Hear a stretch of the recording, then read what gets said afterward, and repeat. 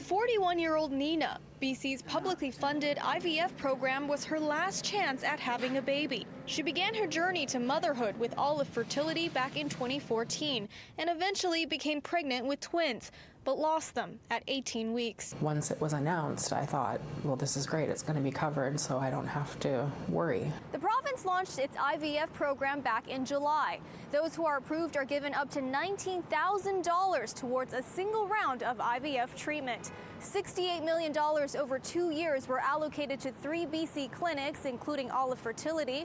However, the demand for the program far exceeds that number, with Olive saying the money for this year has already run out. The announcements from the very beginning sounded so much more hopeful, and most people in the general population wouldn't have an understanding for the amount of a budget you would need to help everyone. We see new patients every day that are like, I'm ready for IVF, I want my free IVF cycle, and we're like, well, we have to share that unfortunately that's not the case, that there's a lot of people ahead of them. The government requires that patients be no older than 41 when they apply.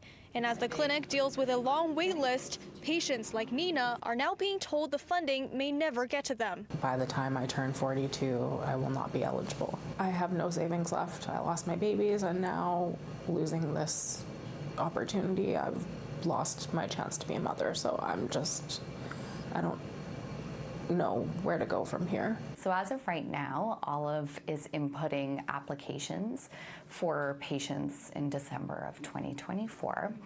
And we can't put in a new application until funding becomes released. Other patients City News spoke with also say the lack of communication from the province has added to the stress of their fertility journey. I don't think that it was thought out well. I feel like resentful and angry that I should have been at the top of the list, and I'm not saying I'm more deserving than anybody else, but I feel that I am deserving, so right now I'm just heartbroken. The province has not yet committed IVF funding beyond 2026.